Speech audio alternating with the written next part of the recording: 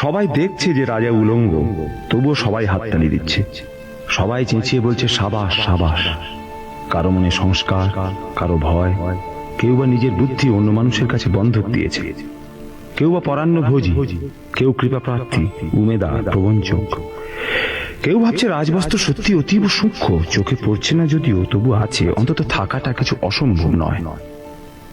গল্পটা সবাই জানে, কিন্তু সেই গল্পের ভিতরে শুধুই প্রশস্তি বাক্য উচ্চারক কিছু আপাদমস্তক ভীতু, ফন্দিবাজ অথবা নির্বোধ স্তাবক ছিল না, একটু শিশুও ছিল, সত্যবাদী, সরল, সাহসী একটি শিশু।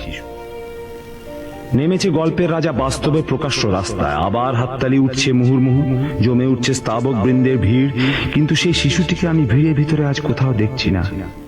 শিশুটি কোথায় গেল? কেউ কি কোথাও তাকে কোনো পাহাড়ের গোপন গুহায় লুকিয়ে রেখেছে, নাকি সে পাথর, ঘাস, মাটি নিয়ে খেলতে খেলতে ঘুমিয়ে পড়েছে কোনো দূর নির্জন নদীর ধারে, কিংবা কোনো প্রান্তরের গাছের ছায়ায়? যাও, তাকে যেমন করেই হোক খুঁজে আনো। সে এসে একবার এই উলঙ্গ রাজার সামনে নির্ভয় দাঁড়াক, সে এসে একবার এই হাততালি ঊর্ধ্বে গলা তুলে জিজ্ঞাসা করুক, রাজা তোর কাপড় কোথায়?